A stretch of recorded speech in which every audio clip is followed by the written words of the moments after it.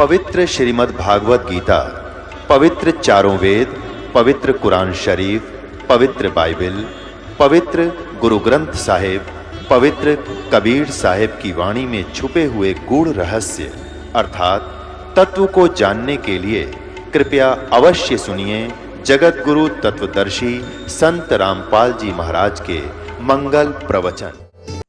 आदरणीय गरीबदास साहिब जी ने परमात्मा से प्राप्त अपनी दिव्य दृष्टि के बाद उस आत्मा और परमात्मा का जो संवाद हुआ और जैसी लीला भगवान किया करते हैं वो चित्रार्थ की है, सुनाता हूं आपको।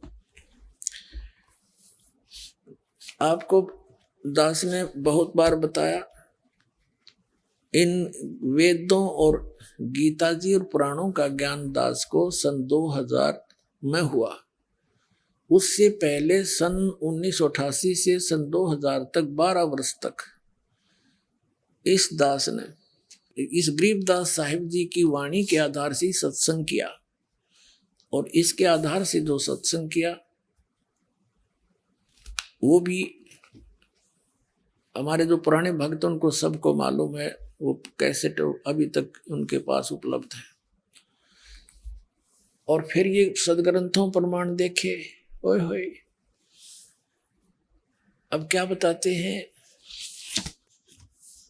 जैसे गरीबदास जी कहते हैं, सतगुरु आए दया करी ऐसे दीन दयाले, बंदी छोड़ वृत्तास का जठरग्नि प्रतिपाले। गगन मंडल से उतरे सतगुरु पुरुष कबीरे, गगन मंडल से उतरे सतगुरु पुरुष परमात्मा कबीर। तो वो ऐसे वो भगवान आते हैं और ये वेदों में प्रमाण दे रखा है कि वो परमात्मा सतलोक में रहते हैं, वहां से गति करके आते हैं। जैसे गरीबदास साहिब जी ने कहा है, जाखी वेख कबीर की नानक कीती वा सखा के गल पड़ी इब कौन छुटावेता। अब जैसे नानक साहिब जी ने परमात्मा की झांकी देख कबीर की, कबीर परमेश्वर का सचखंड में सतलोक में वो दृश्य देखे, वहां के सतलोक का और परमात्मा की वहां सारी व्यवस्था का झांकी होता है, नजारा। जैसे 26 जनवरी के ऊपर आप देखते हो या 15 अगस्त पर प्रत्येक स्टेट अपनी अपनी झांकी माने उस स्टेट में किस प्रकार की कल्चर है, वहाँ का क्या कुछ रहन सहन है, क्या उसके अंदर कैसे तीर्थ स्थान है या कोई फैक्ट्री लगाई है, उनके एक बना करके वो मॉडल से और वो अपने अपना प्रदर्शन करते हैं, उसको झांकी बोलते हैं। ये पंजाब स्टेट की झांकी या हरियाणा राज्य की झांकी आ गई। तो उस झांकी का अर्थ है वो पूरा दृश्य, उसमें क्या कुछ हो रहा है। तो गरीबदास जी कहते हैं, झांकी वेख कबीर की सतलोक में नानक कीती वाह, ओए होए वाह तेरे की वाह, वाह गुरु। ये है वो भगवान सचमुच सही। और कहते हैं अब सिखों ने वाह गुरु पकड़ ली, वाह गुरु वाह गुरु। हमने कहा वाह सिखा के गड़ पड़ी कौन छुटावता। अब नानक साहिब जी ने किस दृष्टिकोण से वाह शब्द बोला था, लेकिन उन्हें गुप्त रखना अनिवार्य था, इसलिए वाह वाह वाह वाह का शब्द भी गाया, वाह वाह ऐसा है, वाह वाह सर्वशक्तिमान है। अब वाह वाह तो वो कौन था, वो दानक रूप रहा आकृतार। तो वहां का जो नजारा है वो परमात्मा वहां रहते हैं, वहां से गति करके आते हैं। जैसे आपको बताया इन महापुरुषों को वो मिले। तो यहाँ क्या बता रहे हैं, दर्जन दे का रूप शैल वृंदावन कीनी, तहां मिले धर्मदास करत हैं बहुत अदीनी। एक विशेषता होती है, जो भक्त बीज होता है पिछले जन्मों के, जिसके अंदर संग्रह भक्ति होती है या भक्ति स्टार्ट होने के बाद उसमें कुछ परिवर्तन अवश्य आता है, वो अधीन होता है। जैसे और जब तक अधीन नहीं होगा भगवान, उसमें कुछ भी नहीं हो तो व्यर्थ का प्राणी है। जैसे आपने सरसों देखी होगी, सरसम का पौधा, सरसम का जो पौधा होता है वो जब तक उसकी फलियों में दाने नहीं होते, यानी दाने जो सरसों के दाने जब बनते जाएंगे तो सरसों अपने आप झुकना शुरू कर देगी। और जब कति परिपक्व हो जाएगी, कति ऐसे झुक जाती है न जमीन पर छूने को हो जाती है सरसों, तो उसकी कीमत बनेगी।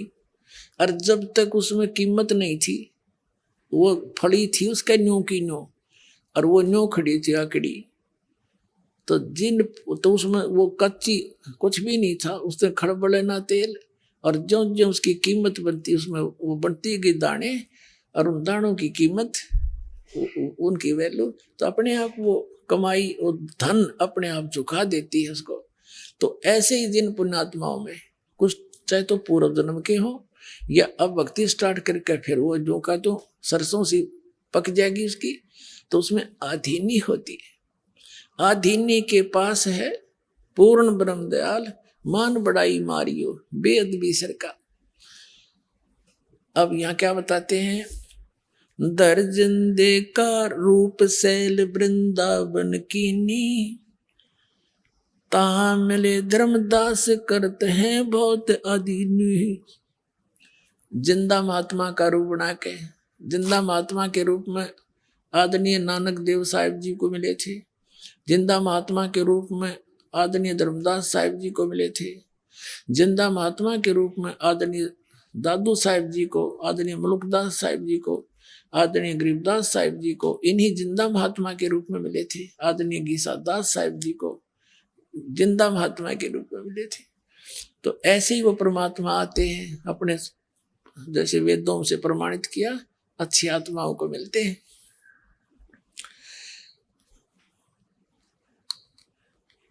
बहुरंगी बरियाम कामनी कामी सोई, दर सतगुरु का रूप धनी उतरे हैं लोई। कहते हैं धर सतगुरु का रूप, यानी उपदेश करने की इच्छा से, यानी सतगुरु बनकर धर सतगुरु का रूप। और धनी, धनी यानी कुल का मालिक, वो ही उतरे हैं। बहुरंगी वरियाम कामनी कामी सोही, दर सतगुरु का रूप धनी उतरे हैं लोई। परम उजागर ज्ञान दान बहुरंगी बाना, तहा मिले धर्मदास आचार विचार दीवाना। धर्मदास मिला और इस कर्म कांड में दीवाना हो रहा था, उन नकली नामों पर, नकली भगवानों पर दीवाना हो रहा था। धर्मदास जी अपना नित्य कर्म करते थे जो बता रखा था।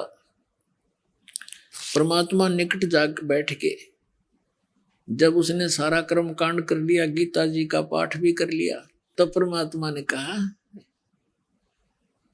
पुण्यात्माओं आप तो बालक बुद्धि है आपकी, क्योंकि आप इतने मैच्योर माइंड हुआ नहीं इस अध्यात्म के अंदर। वो परमात्मा हम 2 कौड़ी के जीवों के लिए भटक रहा है, क्योंकि हम उसके बच्चे हैं। अपने बच्चों के लिए अपना पिता माता ही दुखी हुआ करते हैं। धर्मदास को, एक 2 कौड़ी के जीव को तो महाराज जी कह रहे हैं परमात्मा, और अपने आप को नो मैं एक जिज्ञासु हूँ महाराज जी, और मुझे भक्ति मार्ग चाहिए।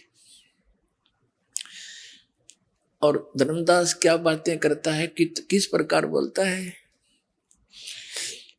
अब कबीर साहब बोले उनता है, कौन तुम्हारी जात कहाँ से आए स्वामी, पूछे पुरुष कबीर धनी साहब नी कामी। आपकी कौन जाति है, आप कहाँ से आए हो स्वामी। कबीर साहब कहते हैं धर्मदास जी को, क्योंकि वो एक महात्मा के सा रूप बनाए बैठा था, वैष्णव साधु जैसा। और यदि देख कितनी परेशानी उठानी पड़ रही है परमात्मा को, आप किसी अपने मित्र प्यारे को, रिश्तेदार को, जो दूसरे पंथों में या किसी अन्य साधना पर लगा हुआ है, आप उसको सीधा कह दो अज्ञा साधना गलत है, आपने पानी ने भी ना पूछा हो, ऐसी स्थिति आ जाए, कितना मित्र हो आपका, इस मार्ग में अवश्य काल उसने चंगरा दे है।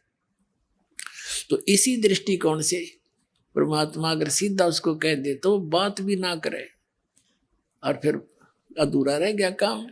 तो कैसे बोलते हैं दाता कि कौन तुम्हारी जात कहाँ से आए स्वामी, स्वामी माने मालिक।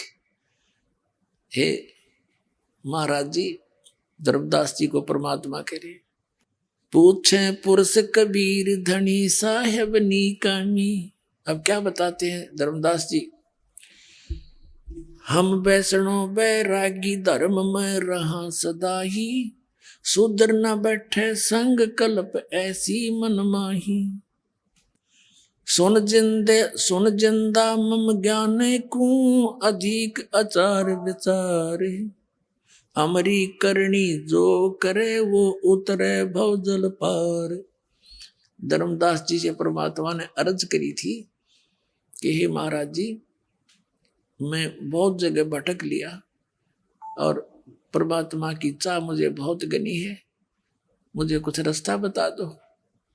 अब परमात्मा कबीर जी ने एक मुसलमान धर्म के अंदर होते हैं ये जिंदा महात्मा,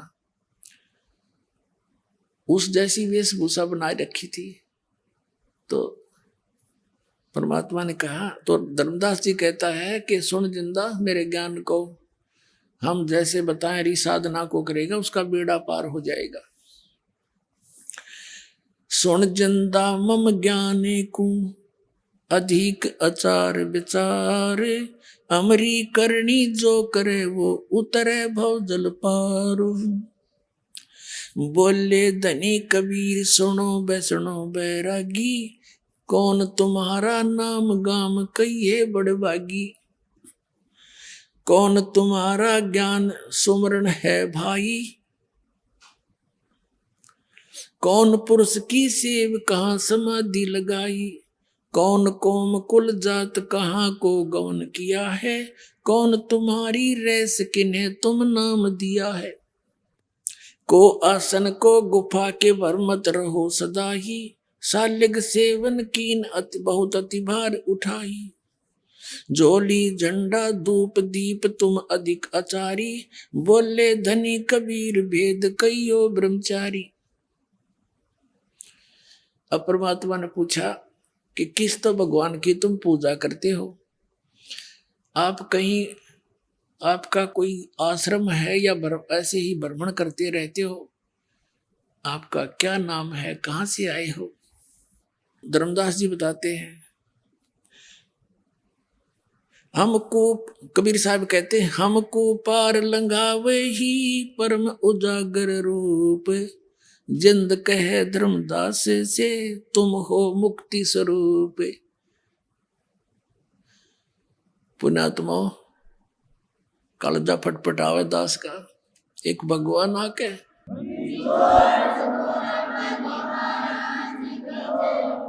हम नालाकों के लिए कितने भटक रहे हैं। एक दो कौड़ी के जीव और सामने भगवान बैठ के न्यू कहे, हमको पार लगाइयो और परम उजागर रूप, जिंद कहे धर्मदास से तुम हो मुक्ति स्वरूप। यानी यूं ना कहे तो वो बात नहीं सुने कती कि मेरा बेड़ा पार कर दो। आप तो मन से लागो जैसे आपके पास बहुत बढ़िया ज्ञान है, बहुत अच्छा आपका जो है, मैंने ज्ञान सुना, बहुत अच्छा लगा। अब वो परमात्मा हम जीवों को इस काल ने कितना दूर कर दिया उस मालिक से। हमारे निकट आने में भी मालिक को कैसे फार्मूले अपनाने पड़ रहे हैं अपने बच्चों के पास आने के लिए, और कैसे फार्मूले अपनाने पड़े ताकि मुझे पहचान सके। इतना जुल्म कर रखा है इस काल भगवान।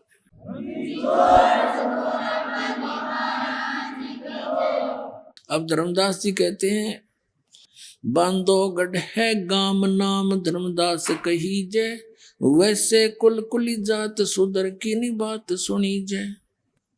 सरगुण ज्ञान स्वरूप ध्यान सालग की सेवा, मल्लागिरी छड़कंत संत सब पूजू देवा। 68 तीर्थ नान धान कर कर हम आए, पूजे सालग राम तिलक गलमाग माल चढ़ाए। धूप दीप अधिकार आरती करे हमेशा, राम कृष्ण का जा पर रटे हम शंकर से सा। अब धर्मदास जी अपनी सारी साधना बताने लगा। 68 तीर्थ तो का तो व्रत घूमते हैं और राम कृष्ण और शंकर विष्णु जी की हम नाम जपते हैं। नेम धर्म से नेह स्नेह दुनिया से नाही, आरूढ़ बैराग और की मानू नाही। धर्मदास जी ने फाइनल कर दिया कि मैं जो ज्ञान मुझे प्राप्त है इसके ऊपर मैं कति आरूढ़ हूं और की मैं सुनू नहीं। मुझे इतना विश्वास है मेरी भक्ति और भगवान और साधना। बता, काल ने ऐसा गजब जबरदस्त किला बना दिया हमारे चारों तरफ इस अज्ञान का। लेकिन कबीर साहब कहते हैं, और ज्ञान सब ज्ञानड़ी ये कबीर ज्ञान सो ज्ञान, जैसे गोला तोब का करता चले मैदान।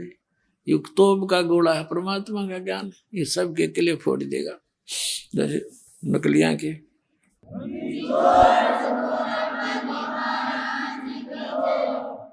अब सुन जिंदे मम ज्ञान को वैष्णु रूप हमार, 68 तीर्थ हम करें ये चिन्ह सिरजनहार।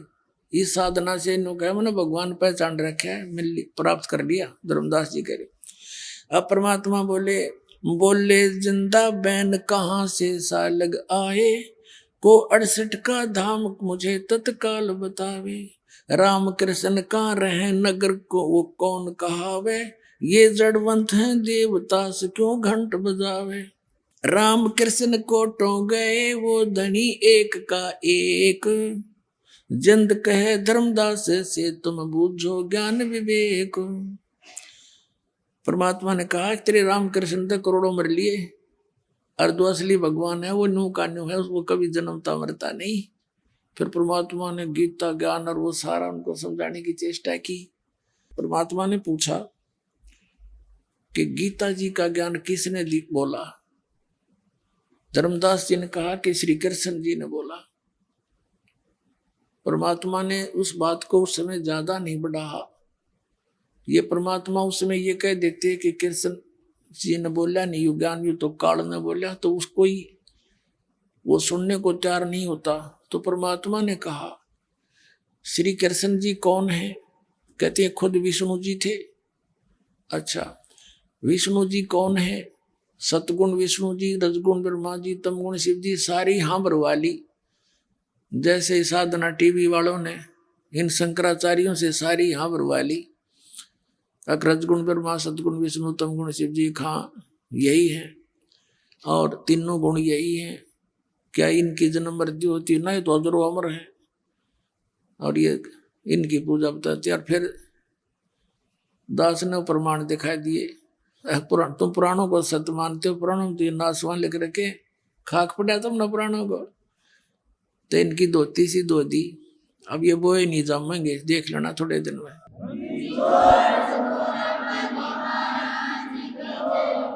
तो परमात्मा ने कहा कि सतगुण विष्णु अखां जी और तमगुण शिव जी अखां, सारी मान्यता हो। तो परमात्मा ने कहा श्री कृष्ण अर्थात विष्णु जी ने गीता का ज्ञान बोल दिया, ठीक है। और आप क्या जाप करते हो? राम कृष्ण हरे कृष्ण, कृष्ण कृष्ण हरे हरे, शंकर भगवान, ओम नमः शिवाय, ओम भगवते वासुदेव नमाय, नमो राधे राधे श्याम मिला दे। ये मंत्र है तुम्हारे कहाँ जी? सहस्रनामा विष्णु का कहाँ जी? क्या गीता जी में है ये नाम किता? जब गीता जी को आप एक ऑथेंटिक ग्रंथ मानते हो, सबसे उत्तम ग्रंथ मानते हैं हिंदू धर्म के पुण्यात्माएं, तो जो गीता जी में ज्ञान लिखा है वो किसका है बोला हुआ? भगवान का। जैसे तुम मानते हो तुम्हारे विष्णु भगवान का, वैसे तो किसने बोला हो? तो दास ने क्लियर करे रखा है। तो वो बोलने का अर्थ क्या होता है? तुम्हारे लिए संदेश है, आदेश है, निर्देश है कि जो इसमें लिखा ऐसा करो तुम। धर्मदास जी कह रहे कहा, और तुम कर क्या रहे हो? गीता जी में है कहीं पर राम कृष्ण कृष्ण कृष्ण हरे हरे सीता राम राधे श्याम मिला दे। फिर ये खाक मंत्र कर रहे हो तुम। गीता जी अध्याय नंबर 16 के श्लोक नंबर 23 में कहा कि शास्त्र विधि को त्याग कर जो मनमाना आचरण करते हैं उनको ना सुख होता है, ना सिद्धि होती है, ना उनकी गति हुई थी। फिर क्यों डले डो रहा है इसके? अब एकदम वो स्तब्ध हो गया। अरे तो श्री कृष्ण विष्णु जी को अविनाशी बताते हो। गीता जी अध्याय नंबर 4 के श्लोक नंबर 5 और 9 में आपका गीता ज्ञानदाता कहता, अर्जुन तेरे और मेरे बहुत जन्म हो चुके, तो नहीं जानता, मैं जानता हूं। तो फिर खाक अविनाशी है ये कहां से सुना तुमने इनकी ये महिमा? ये लोक वेद है, ये दंत कथा है, वास्तविक ज्ञान नहीं है धर्मदास जी। और फिर गीता ज्ञानदाता कहता है 18वें अध्याय के 62वें श्लोक में कि अर्जुन तू सर्वभाव से उस परमेश्वर की शरण में जा, उसकी कृपा से तो परम शांति को, सनातन परम धाम को प्राप्त होगा। और गीता अध्याय नंबर 15 के श्लोक नंबर 4 में कहा कि तत्वदर्शी संत की प्राप्ति के उपरांत परमेश्वर के उस परम पद की खोज करनी चाहिए, जहां जाने के बाद साधक लौटकर कभी संसार में नहीं आते। और जिस भगवान की तुम पूजा कर रहे हो, मान ले श्री कृष्ण विष्णु जी की, ये कहता तेरे और मेरे बहुत जन्म हो लिए, तो इनकी भक्ति करके तुम जन्म मरण और शाश्वत स्थान को कैसे प्राप्त कर सकते हो? ये काफी लंबा प्रकरण है, लेकिन समय के अभाव से थोड़ा शॉर्ट करके सुनाऊंगा दास आपको। अब धर्मदास जी के अंदर तो खटक लगी, लेकिन ये ऊपर का जो अभिमान है, यो अंदर उस वस्तु को जान नहीं देता। लेकिन परमात्मा के पास सारे तरीके हैं, ये तो परमात्मा है। जब उसने परमात्मा ने सारी बात बता दी और अंदर से टूट गया धर्मदास जी, लेकिन ऊपर का वो कहते हैं रस्सी जल जा बल रह जाते हैं थोड़े से। तो एकदम ने बोला तो जो है मुसलमान है, इसलिए हमारे देवताओं की बेइज्जती करना चाहता है, तुझे ज्ञान अच्छा नहीं लगता तो जा सकता है, हम कोई जीव हिंसा नहीं करते, हम तो जो है ना हिंदू धर्म में रहने वाले कोई मांस मिट्टी नहीं खाते, जीव हिंसा नहीं करते, इस तरह कह गए और चिंगर गया। परमात्मा अंतर ध्यान हो गए वहीं से। देख हमारी कैसी बुद्धि, अंतर ध्यान हो गए। जब सामने से आदमी हट जा, आधा कलेजा तो जब फट ले आदमी का, उत्तरे की तो वे कोई फरिश्ता था, उसने यहां तक सोच ली कहीं विष्णु भगवान तो नहीं आगे हो। नो कहते हैं भगवान ना जाने किस रूप में आ जाते। अब जो पूजा वो करा करता, शालिग्राम की पूजा, पौधारी गीता गीता का पाठ सारा भूल गया। अगले दिन सुबह उठा और वो पूजा तो भूल गया, कर ही नहीं सकता ये पूजा जब यू ज्ञान हो पास। ये डले कुंड है ये दास। पहले हमारा एक आस्था चैनल पे 5-6 महीने प्रोग्राम चला था, फिर नकली संतों ने पता लग गया थारी पोल पाटेगी। 2003 की बात से इन्होंने वो आस्था चैनल वाले को डरा डरू के धमका के बंद करवा दिया कि हम अपने सारे प्रोग्राम वापस ले लेंगे या इसका प्रोग्राम बंद कर दे। ये तो अंडरस्टूड है, जब यूं चलेगा तो वो चलें कोई ना उड़े। जिस कहते हैं परमात्मा कहते हैं तारा मंडल बैठ के यू चांद बढ़ाई खा, उदय हुआ जब सूरज का स्यों तारों छप जा। अब इस एक बाण देश ज्ञान ने ऊपर फिर चला, ये सारा कार्य धन धन सदगुरु वाला का सत्संग इसके ऊपर किसी टीवी पे जनता उन्होंने सुना ही नहीं कि टीवी बंद करके धर देगी, गलो है वो ज्ञान है कोई।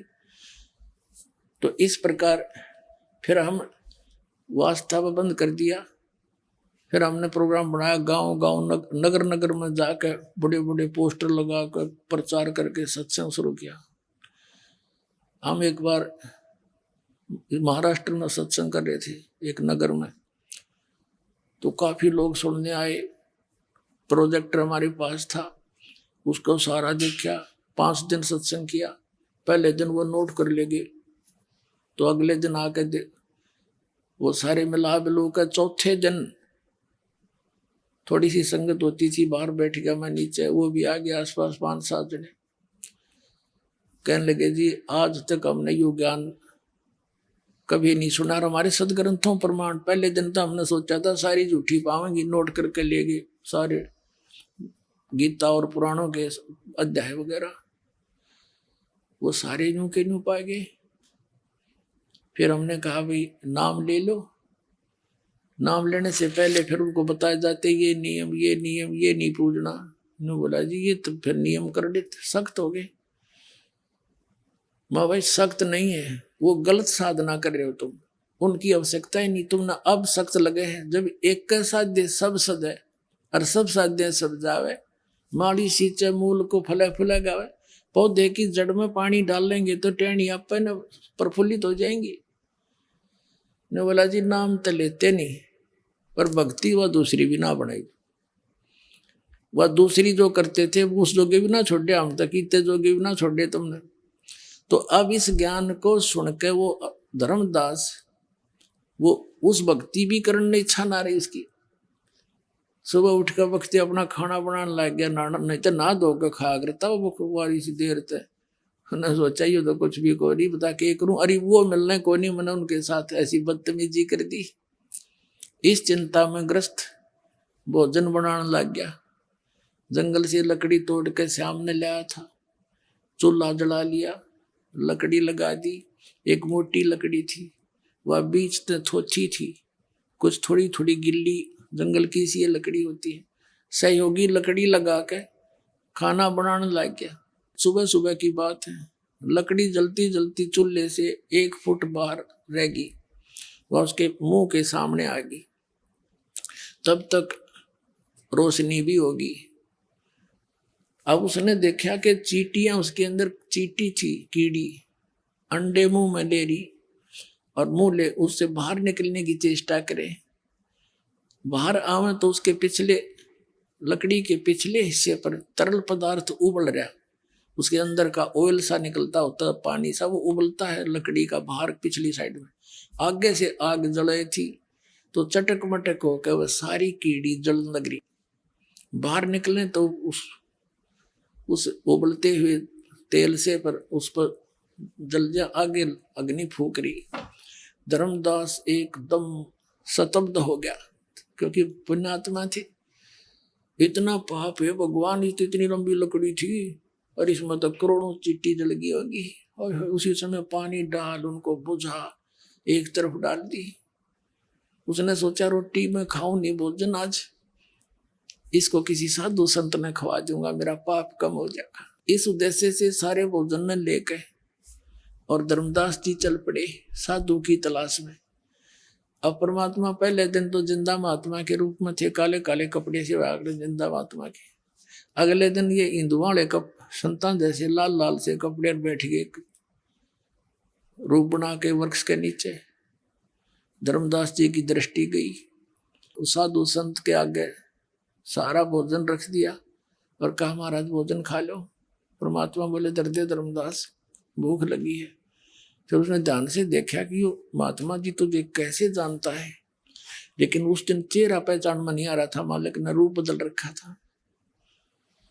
धर्मदास जी ने सोचा मैं भंडारे धर्म करता रहता हूँ, साधु संत आया होगा कभी पहचान लिया होगा मैं। कहा, उसने रख दी भोजन। परमात्मा के पास एक करमंडल रखा था, लोटा जल का भरा हुआ, और पानी लिया मुट्ठी में और ऐसे मंत्र सा बोल के और सारे भोजन पर छींटे मार दिए। छींटे मारते ही वो सारे भोजन की चींटी बन गई, काली काली चींटी। मुंह में अंडे लेकर पूरी थाली काली होगी और बाहर निकलने की चेष्टा करने लगी। जब परमात्मा उसी रूप में बैठ गए, जिंदा वाले महात्मा के रूप में, जो पहले दिन वार्ता की थी। जब धर्मदास जी ने देखा तो वही महात्मा है। परमात्मा बोले धर्मदास जी कल क्या कह रहे थे आप? उस दिन क्या कह रहे थे कि हम जीव हिंसा नहीं करते, तेरे से तो कसाई भी अच्छा, और ये पाप का भोजन तो मुझे खिलाने अल्लाह था। चरणों में गिर गया, पैर पकड़ कर रोआ बुरी तरह।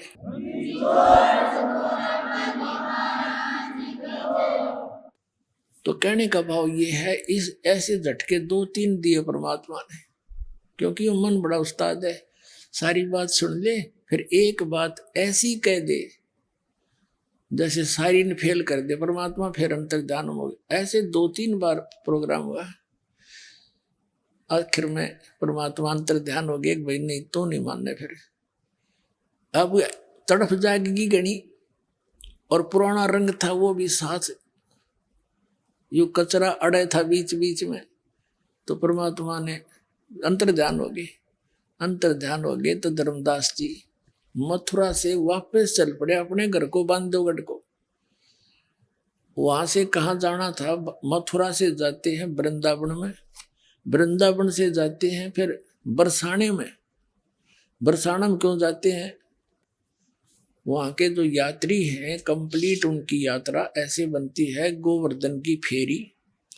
अब तो ये अपना पार्ट में करने लग गया, कोई फेरी फेरी करके आ जाए, लेकिन पहले ऐसा कंप्लीट था। और बरसाना गांव में अब से जाते थे क्योंकि वहां की राधा लड़की थी, राधा से सिफारिश लुआने जाते हैं, राधे राधे श्याम मिला दे, वहां ना राधे और ना श्याम, देख बकवाद हमारी। और जब राधे श्याम तो मिलन आया करती, गांव वाले उसने नो क्या करते हैं, गुंडी लड़की है एक गैर पुरुष के पास जाती है, अरे बूढ़ा ना राधे ना कृष्ण, ये उसने पूजन लाएंगे। वो धर्मदास जी आंखों में आंसू भर के ऐसे रोए जैसे बालक की माँ मर जाया करे, बालक से के माँ बाप मर जाए, ऐसा अनाथ महसूस कर रहा अपने आप को, और मैं कितना नीच हूं। भगवान सामने बैठे थे और देखो मैंने कैसे अपनी बकवाद से उनको खो दिया, अब वो कभी नहीं मिले, और वो मिले नहीं, और ये भक्ति में कर नहीं सकता, जीवन नष्ट हो गया भगवान मेरा था। इस प्रकार वो चल पड़ा। तावा रोवत धर्मनी नागर, कहाँ गए मेरे सुख के सागर, अधिक वियोग हुआ हमसे ती, जैसे निर्धन की लुट जा खेती। अब धर्मदास जी कह रहे हैं कि भगवान मेरे साथ ऐसी व्यवस्था बन गई जैसे किसी गरीब किसान की, और पकी पकाई खेती ने कोई लूट ले जा, मेरा तक अब वो कंगाल बालक भूखे मरते दिखे, इतना दुख है मुझे। तावा लीन बहे निर्वाणी, मग्न रूप साहेब सैलानी।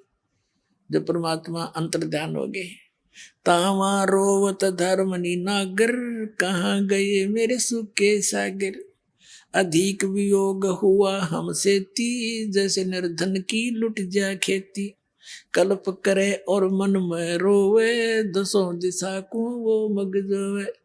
कभी ऊपर ने देखा, भगवान ऊपर तो नहीं है, कभी इधर देखा, साइड में तो नहीं छुप गए, कहीं बैक घूम कर देखा, मेरे पाछा तो नहीं खड़े हैं। कहते हैं कल्प करे और मन में रोवे, दसों दिशा को वो मग जोवे। दसों दिशा में देखा भगवान, किते दिख जा किसी प्रकार। हम जाने तुम देह स्वरूपा, हमारी बुद्धि अंधगर कूपा।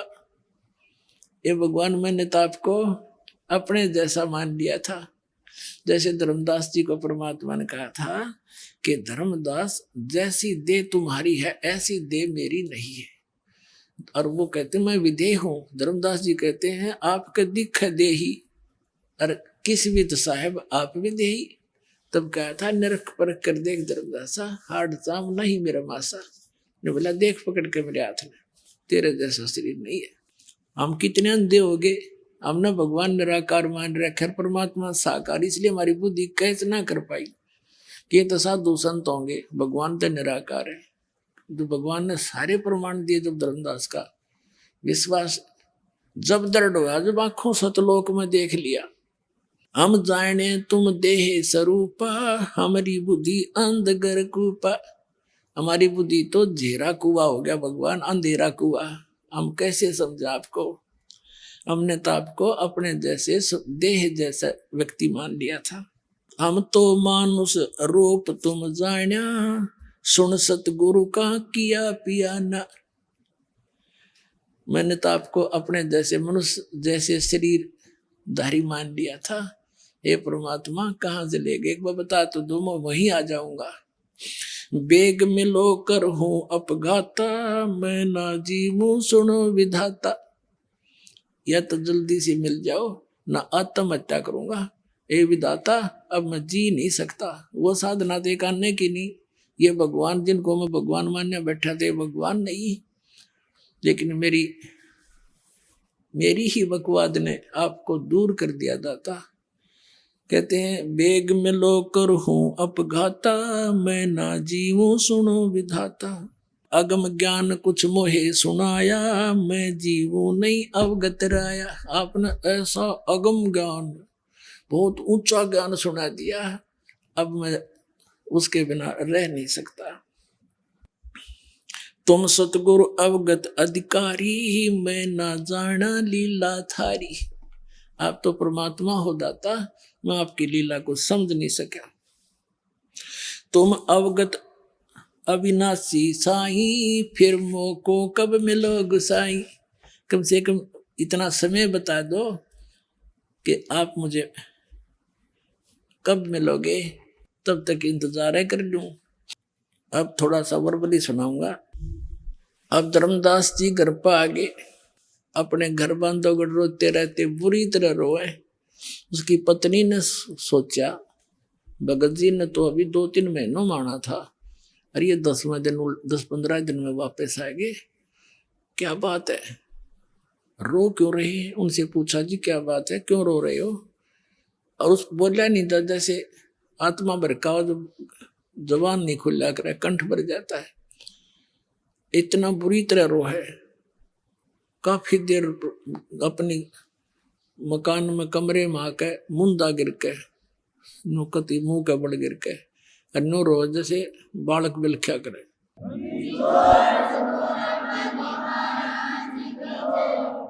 अब उसकी पत्नी भी बैठकर रोने लग गई। कोई घनी खराब घटना घट गई भगत के साथ है। तो उसने अपने आप में मन में सोचा, आमिनी नाम था उसकी पत्नी का। उसने सोचा कि भगत जी का किसी ने कोई रास्ते का खर्चे के जो पैसे ले गया था दान धर्म के, वो किसी ने चुरा लिए, और ये जा इसलिए वापस आ गया। ये धर्म कर्म का पक्का आदमी है, उसकी काली मान गया। और मैं भी थोड़ी कंजूस हूं, क्योंकि वो थोड़ी सी इस टाइप की थी। धर्मदास जी थे खुले हाथ के, धर्म करा करते थे, 10 रुपए लगाने होते तो 50 ला दिया करता। रिया नो क्या करती जी, धर्म भी हिसाब का होया करे, बालक भी पढ़ने हैं, जबकि धन का अंत नहीं था, इनका इतना धन था, पर कंजूस स्वभाव हमारा स्वभाव है ही अधिक ऐसा है। तो उसने सोचा कदे ये इसलिए रो रहा हो, अभी मैं पैसे दोबारा मांगूंगा तो यार नाक चढ़ावेगी, इसलिए रो रहा हो कदे, और मेरे कारण इसका काम अधूरा रह गया और ऐसा बुरा हाल हो गया। तब उसने कहा, हे भगत जी, सेठ जी, भगवान ने आपका निरा धन दे रखा है, यदि किसी चोर लुटेरे ने आपका धन ले भी लिया होगा और ले जाओ, कोई कमी है आपके घर में, और आप कोई बात ना, आप और ले जियो धन, आप अपना काम पूरा करके। वो अपने हिसाब से सोच कर उसको सांत्वना देना चाहती थी। काफी देर रो रहा के जब मन हल्का हो लिया, बोलन जोगा गला होया, तब लगा बताने कि आमनी, यदि मेरा भौतिक धन नष्ट हो जाता तो कोई बात ना, मैं आपसे प्रार्थना करके जैसे तैसे अपना फिर काम कराता। आज मेरा वो धन खत्म हो गया, वो मुझे मिला नहीं और मैं जीव नहीं। फिर उसने आमनी के पूछने पर, आमिन जी के पूछने पर धीरे धीरे सारी कथा सुनाई। तब आमनी जी कहने लगी, आप बिजनेसमैन होके, बनिए होके और सौदा चूक गए। तो धर्मदास कहने लगा कि पहली बार गलती हुई है मेरे से यार, नहीं तो पहले तो जैसे कोई भी साधु संत आ गया उससे के चरण पकड़ने, दान देना, जो वो कहे वही सुन लेना, जहां कोई भी बता दे। पहले इस ज्ञान से पहले आप जहां भी गए हो, जिसने जो बता दिया वो सारी सच्ची मानी। और जब से ये ज्ञान आपके सामने किसी ने रखा, एकदम यू मन अड़ियल घोड़ा हो जाए, 100 ऑब्जेक्शन पैदा करेगा, ऐसे कैसे ऐसे कैसे। और पहले सारे अटपट सुन रहे, वो कैसे, वो काल प्रेरणा थी, और यहाँ काल के बैक लगे है गेर, तो यहाँ थोड़ी सी देर यू अटपट करे है, लेकिन इसका आगे के बसाओ भगवान के आगे इसकी। तो सारा कम बताने पर आमनी देवी कहने लगी, वो कहने लगा, जी पहली बार धोखा खाया मैंने, इसीलिए तो रो रहा हूं मैं। पहले तो सबकी मान्या करता, और उनकी सारी बात सच्ची। और 2-3 बार मेरे साथ घटना घटी, फिर भी मेरा बुद्धिमानी है। अब आमनी देवी कहने लगी, इतना निर्मल ज्ञान है, आप बताओ मेरे असर हो गया इस बात का? उनसे सुना हुआ, और उनसे मुंह से सुना होगा, आपका तो पत्थर के सारदे हो गया। फिर तो आपका असर नहीं हुआ। नुबला असर तो हुआ था, पर बेरानी की बीमारी थी मेरे, फिर उक चुक हो जाती, कोई बात ऐसी निकल गई मेरे बहुत है, वो चले गए। अब वो मिला नहीं, मैं जीव को नहीं। आमनी देवी बोली, देख रामकृष्ण कुंड से अपने रिश्तेदार थे, इनकी कथा सुनी, इनकी महिमा सुनी थी, तो इनको पूजा थे। और जब भगवान मिलन लग रहे, सारी बात साची, सब गीता में साची, बताओ आप पुराणों की सारी कहानी। कहने का भाव ये है, 6 महीने बीत गए। धर्मदास सुबह बैठ जा, ना कोई काम काज करे, सुबह बैठ जा अपने घर से बाहर, अपने दरवाजे पे गली में झांके नु देखे महात्मा आगे, कभी बाहर बनी में घूमने चला जा कि साधु संत का जिक्र सुने, वहां पहुंच जावे। एक संत आ गया, बाहर बैठ गया गांव से बाहर, उसका बहुत चर्चा हुई, बड़े पहुंचे हुए महात्मा आ रहे हैं, नगर के लोग जान लगे। धर्मदास भी चला गया, कहते महाराज जी आ गए हो भगवान। अब वहां जाकर साधु से प्रश्न किया कि महाराज जी, ब्रह्मा विष्णु महेश के माता पिता कौन है? अब वो कहने लगा, नहीं ये तो अजरो अमर है, ये तो अजन्मा है, इनके कोई माता पिता नहीं है, ये है वो है। धर्मदास जी ने प्रश्न तो इसलिए किया था, हो सकता भेष बदल कार्य हो तो उस ज्ञान से पता लग जाएगा। तो लगा जब वो पुरानी बकवाद करने, उठ कर चाल पड़ा, बोला है रोंग नंबर हो गया था, वो को नहीं, वो संत नहीं है, वो तो ये ज्ञान बोल रहे नहीं। इस प्रकार उसके 6 महीने रोते रोते पतला सा हो गया, सूख के। आमनी ने सोचा यू मरेगा, बताइयो बहुत बुढ़ी बड़ी भगवान मारे गेलते हैं। परमात्मा ने प्रेरणा दी आमनी देवी में। उसने पूछा अपने पति से, धर्मदास जी से, कि भगत जी कोई वार्ता हुई हो, कोई कारण बताया हो, कहाँ मिलते हैं, कहाँ रहते हैं, कैसे मिलेंगे वो? आपकी हालत मेरे से देखी नहीं जाती। तब धर्मदास को याद आया कि भगवान ये कहते हैं, जहां भी कोई धर्म भंडारे धार्मिक यज्ञ मेरे नाम से होते हैं, वहां मैं अवश्य पहुंचता हूं धर्मदास। ना तो यू काल इन अच्छे कर्म न होने को नहीं दे, कहीं पर भी आग लगवा दे, ये सर नालायक है, क्योंकि ये तो चाहता है ये भक्तिहीन हो जा, और मैं वहां पहुंच जाता हूँ। जैसे आपने ऋग्वेद के अंदर देखा कि वो भगवान हमारे धार्मिक युगों में बिजली जैसी गति से एक क्षण में वहां पहुंच जाता है। और स्वयं सुख संवेद में परमात्मा कहते हैं, जहां जन की महिमा सुनु ताम गौन करंत, और वो तो नगर अमान है जहां मेरे प्यारे संत। आमनी ने कहा, फिर तू एक धर्म यज्ञ कर ले और सारा मुनियादी करवा दे, सब जगह संदेशे भिजवा दे साधु संतों के पास। आमनी ने एक दिन का कहा, हमने 3 दिन का रख दिया संत भंडारा। 3 दिन के लिए धर्म यज्ञ शुरू करवा दी और सब जगह दूर दूर संदेशे भिजवा दिए। निश्चित समय को साधु संत आने लगे, भोजन खाओ और चले जा। और धर्मदास ने देखे सबको ध्यान से, शाम होगी पहले दिन, वैसा मायूस फिर हो गया। सुबह फिर उमंग जागी कि आज तो हो सकता आ जावे। दूसरे दिन भी नहीं आए, सारी रात बैठ कर काटी, रो आँखों में पानी पड़े। अगले दिन सारा सुबह भंडारा कर दिया, नहीं दिखे। आफ्टरनून होगी, दोपहर के बाद मन में फाइनल फैसला कर लिया, यदि परमात्मा आज नहीं आए तो आपका दास संसार में नहीं रहेगा, ये रोज का संकट मेरे पे झेला नहीं जाएगा, ये भंडारा खत्म होते ही आत्महत्या करूंगा। बस फाइनल कर लिया उसने। वो तो अंतर्यामी है, अकाल विनाश करावेगा। अब थोड़े से भक्त रहे थे, बाहर गली में अलग सा स्थान था उसका, एक बहुत सुंदर, उसमें बाग बोग सा था, वहां भंडारा कर रखा था। एक कदम का पेड़ था वहां पर, वहां से 100 फुट की दूरी पर जहां वो भंडारा उसका चल रहा था, उस कदम के पेड़ के नीचे परमात्मा उसी जिंदा वाले महात्मा का रूप बना के विराजमान हो गए। धर्मदास जी देख रहा था, इधर उधर दृष्टि गई कि वो कौन बैठा है। जाकर देखा, ओए होए होए, ऐसे चपट गए जैसे माँ का बालक चपट जाया करे। कदेब का छोड़ जा मनया,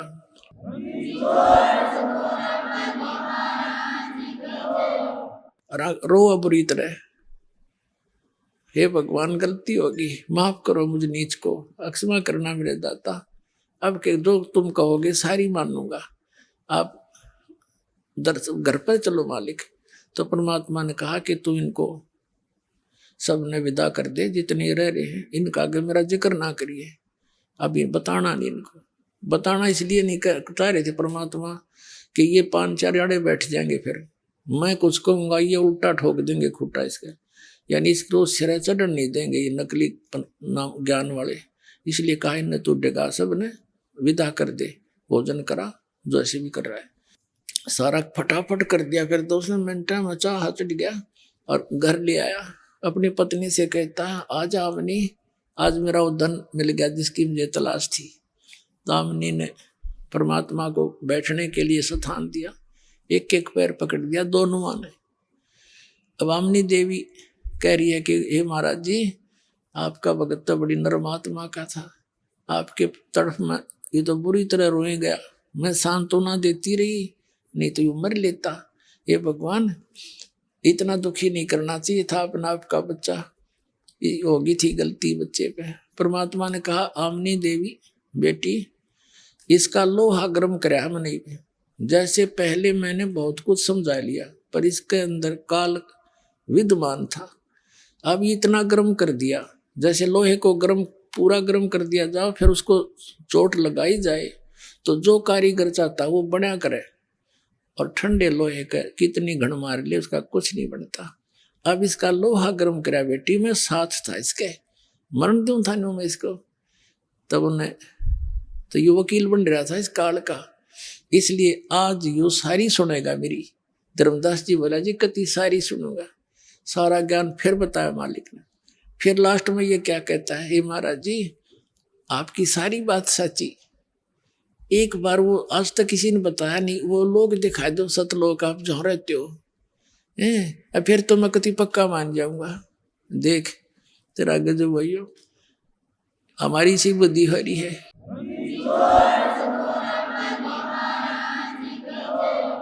अब परमात्मा ने देख लिया ये तो वहीं फेर खड़ा है, बता इसका क्या करूं। ने बोला चल बेटा सतलोक चलते हैं। अब वो जब तो परमात्मा चले गए, फिर थोड़ी कुछ दिन के बाद धर्मदास जी ने दिखे और ने बोला चल भाई सतलोक ले चलता हूँ। वह शरीर तो वहीं छोड़ दिया, ऊपर लेकर गए। अब जैसे राधा स्वामी धन धन सतगुरु सच्चा सौदा सरसाड़े और ये कबीर पंथी सारे नो कहे ऊपर सतलोक में तो प्रकाश ही प्रकाश है, चेतन ही चेतन है, और आत्मा उसमें ऐसे मिल जाती है जैसे बूंद समुद्र में। एक आधा चतुर प्राणी मधु परमहंस जैसा जम्मू वाला कबीर पंथी नकली, यो इसने थोड़ी चतुरता दिखा रखी है कि वहां प्रकाश ही प्रकाश ऐसा ही है, वही सतलोक है, प्रकाश ही वही अमरलोक है, वही सार शब्द है, वही सतपुरुष है। और उसमें जीव आत्मा जैसे डॉट सी घूमा कर ना, बिंदु से घूमा उसके अंदर, जैसे मछली उस पानी में ये अकल थी इनकी। धर्मदास जी को वहां लेकर गए कबीर सागर के अंदर, अब इतना समय नहीं है, फिर कभी दिखाएंगे। ज्ञान प्रकाश एक चैप्टर है, ज्ञान प्रकाश, उसके अंदर 57 पृष्ठ से लेकर 59 पृष्ठ तक, वैसे तो उसे 42 से शुरू हो जाता पूरा प्रकरण उनका, लेकिन इसमें काफी हमारा मतलब हल हो जाता है। जब परमात्मा लेकर गए जिंदा महात्मा के रूप में नीचे से उसको साथ में, और सतलोक में जब प्रवेश किया, वहां परमात्मा का जो निध स्थान है जहाँ राजा की तरह विराजमान होते हैं, उस गेट के ऊपर एक गेट कीपर था, द्वारपाल था। उससे कहा, परमात्मा ने संकेत कर दिया बोलिए ना, और कहा कि इसको भाई हंस है नीचे से, इसको भगवान के दर्शन करा के लाओ। अब उस द्वारपाल ने और दूसरों को बुला, कहा भाई भगत आए हैं, इनको भगवान के दर्शन करा के लाओ। परमात्मा दूसरी साइड से जाकर बैठे उसी सिंहासन पर, पूरे सिर पर छतर, सिर पर मुकुट, हैं, और बहुत सुंदर सिंहासन, और भगत वहाँ सारे जितने भी हंस हैं मनुष्य सदृश है, नर और नारी रूप में है सब, लेकिन वो शरीर हाड़ चाम का नहीं है, वह जरा और मरण नहीं है, बुढ़ापा नहीं है। तो जाकर देखा धर्मदास ने कि ये है भगवान अखा, यही है, ये तो नीचे से मेरे साथ आए वही है, कि वही है, सारा कुछ यही है। जब धर्मदास रोया, बोलो सतगुरुदेव।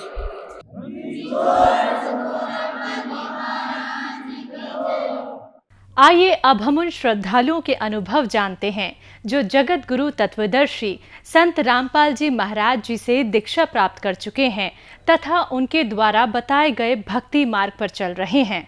नमस्कार जी। सत साहिब जी। क्या नाम है जी आपका? मेरा नाम पुष्पेंद्र दासी है जी। बहन जी कहाँ से आए हैं आप? मैं जी पंजाब से, जिला लुधियाना से आई हूँ। संत रामपाल जी महाराज से आपने नाम दीक्षा कब ली? मैं जी 17 जुलाई 2016 को मैं संत रामपाल जी महाराज से मैंने नाम दीक्षा ली। संत रामपाल जी महाराज से जुड़ने से पहले आप क्या क्या साधनाएं करते थे और आपको उनसे क्या क्या लाभ हुए? मैं देवी देवताओं की भक्ति करती थी, उससे मुझे कोई लाभ नहीं हो रहा था। मेरे बच्चे बहुत बीमार रहते थे, पति भी मेरे नशा बहुत करते थे, पैसे का नुकसान मेरा दिन ब दिन बहुत ज़्यादा हो रहा था। इस भक्ति से मुझे कोई लाभ नहीं हो रहा था। आर्थिक परेशानी बहुत हो रही थी, मुझे शारीरिक प्रॉब्लम भी बहुत थी, बहुत बीमारियां मुझे लग गई। इस समय डिप्रेशन की बीमारी थी मुझे, मेरे माइग्रेन की प्रॉब्लम मुझे थी, मेरे बेटे को डिस्क की प्रॉब्लम होगी। दिन ब दिन हम परेशानी में चलते गए। बहन जी संत रामपाल जी महाराज जी से आप कैसे जुड़े? मैं संत रामपाल जी महाराज की शरण में, मेरे घर के पास भगत जी रहते हैं, तो वो मुझे ज्ञान गंगा पुस्तक दे के गए। तो उन्होंने मुझे कहा अभी आप ये ज्ञान गंगा पुस्तक पढ़ो। जब मैंने वो ज्ञान गंगा पुस्तक पढ़ी तो मैं वो पुस्तक देख के सुन के वहाँ मुझे बहुत इतनी हैरान हुई। तो उसमें पुस्तक में ये लिखा था अभी जो भी पुरुष शास्त्र विधि को त्याग कर मनमाना आचरण करता है, ना तो उसकी मुक्ति होती है, ना उसको वो परम गति को प्राप्त होता है, ना ही उसे कोई सुख प्राप्त होता है। और जो देवी देवताओं की पूजा करते हो वो देवी देवताओं को प्राप्त होते हैं, जो पितरों की पूजा करते हैं वो पितरों को जाते हैं, और जो भूतों को पूजते हैं वो भूतों में जाते हैं। उसमें लिखा था बंदी छोड़ संत गरीबदास जी महाराज और कबीरदास जी महाराज जी ये कहते हैं, गरीब भूत रमे सो भूत है, देव रमे से देव, राम रमे सो राम है, सुन सकल सुभेव। तो ये मैं जब मैंने पढ़ा तो मैं बिल्कुल मेरी जिंदगी बदल गई। मैं हैरान होगी, जो अब तक की जो मैं पूजा कर रही थी ये शास्त्र अनुकूल पूजा नहीं थी। इन पूजा से हमें कोई लाभ नहीं हो रहा था। दिन ब दिन हमारी हालत, घर की हालत, मेरे पति बहुत ज़्यादा आगे से बहुत ज़्यादा नशा करने लग गए, उनकी आदतें बहुत ज़्यादा ख़राब हो गई, हमारा आपस में बहुत लड़ाई झगड़ा, बच्चे बीमार रहने लगे। तो मुझे समझ में नहीं आ रहा था मैं करूँ। जब मैंने ये ज्ञान संत रामपाल जी का ज्ञान सुना तो मैंने कहा अभी यही असली ज्ञान है, इसी ज्ञान से हमें सुख प्राप्त होगा। जैसा कि आपने बताया जो साधनाएं आप पहले कर रहे थे उनसे आपको कोई लाभ प्राप्त नहीं हुए, तो संत रामपाल जी महाराज से नाम दीक्षा लेने के बाद क्या आपको कोई लाभ भी प्राप्त हुए? जब से मैं संत रामपाल जी महाराज से जुड़ी हूँ मैं आपको बता नहीं सकती मुझे कितने अद्भुत लाभ हुए हैं। सबसे पहले तो मुझे ज्ञान की प्राप्ति हुई है। भी जो संत रामपाल जी ज्ञान देते हैं वे शास्त्र अनुकूल ज्ञान है, शास्त्रों के अनुकूल वो हमें भक्ति बताते हैं, ज्ञान देते हैं। और सबसे बड़ी ये बात है, मेरे बेटे को डिस्क की प्रॉब्लम थी, हमने उसका बहुत ज़्यादा इलाज करवाया। बीमारियों से मेरे बेटे दोनों बीमार थे, तो हमने सभी जगह उसका इलाज करवाया, लेकिन हमें कोई फ़ायदा नहीं हुआ। डॉक्टरों ने ऑपरेशन के लिए बोल दिया कि आप अपने बेटे का ऑपरेशन करवाओ। हमने जाना था, मैंने मन ही मन परमात्मा को याद किया, है परमात्मा ये क्या हो गया, मेरे बच्चा बहुत छोटा था, ये ऑपरेशन करवाएगा, इसकी उम्र क्या है। तो परमात्मा ने रजा बख्शी, अपनी दया की, मेरे बच्चे का ऑपरेशन नहीं हुआ। वो बिना ही ऑपरेशन के संत रामपाल जी महाराज की शरण में आने से वो बिल्कुल, मेरा बेटा आज बिल्कुल दौड़ता है, हंसता खेलता है, बिल्कुल ठीक हो गया। और दूसरी बात ये है भी मुझे डिप्रेशन की बहुत ज़्यादा प्रॉब्लम थी, बीमारी थी, मुझे माइग्रेन की बहुत ज़्यादा प्रॉब्लम थी। मेरे घर दवाइयों के इतने डब्बे पड़े रहते थे, खाना कम खाती थी मैं, दवाइयाँ बहुत ज़्यादा खाती थी। तो संत रामपाल जी महाराज की शरण में आने से वो मेरा लाभ ये हुआ भी वो दवाइयाँ मुझको छोड़नी पड़ी। वो मेरी दवाइयाँ बिल्कुल परमात्मा ने ख़त्म कर दी।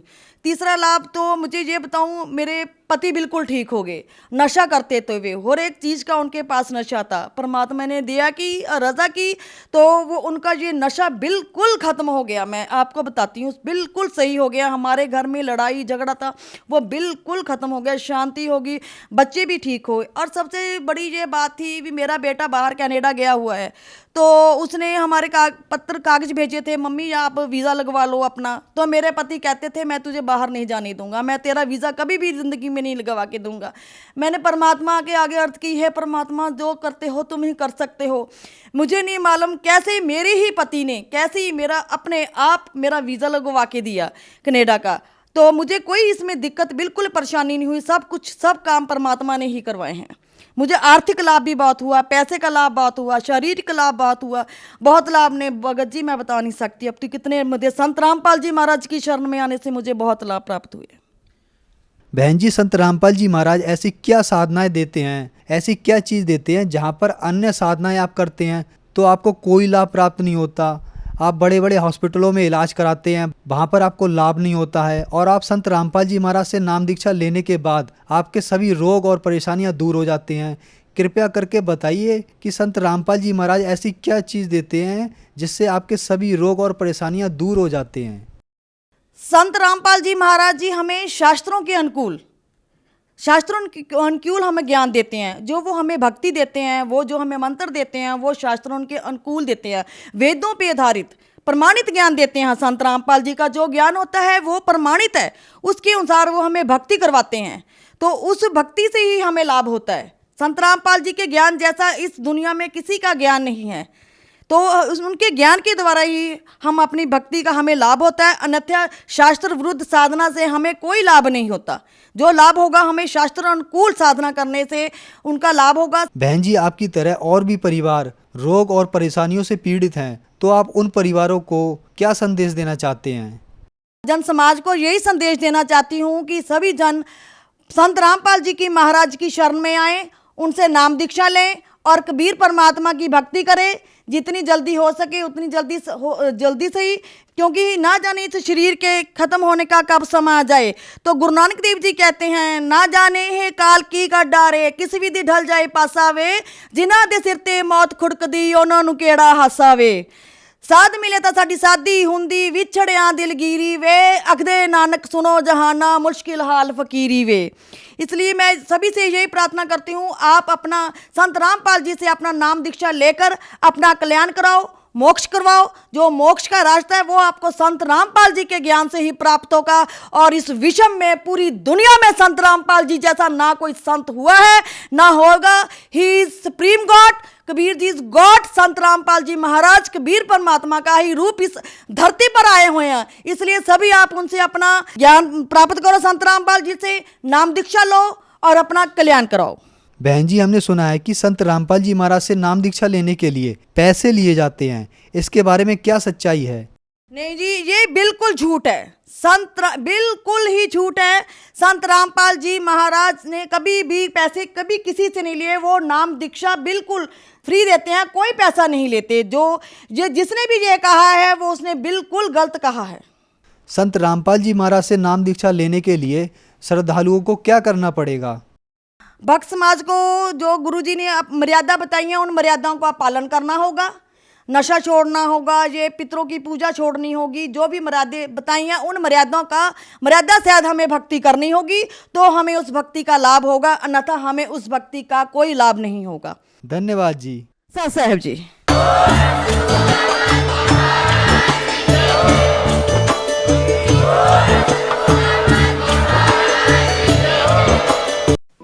आप सुन रहे थे जगत गुरु तत्वदर्शी संत रामपाल जी महाराज के मंगल प्रवचन।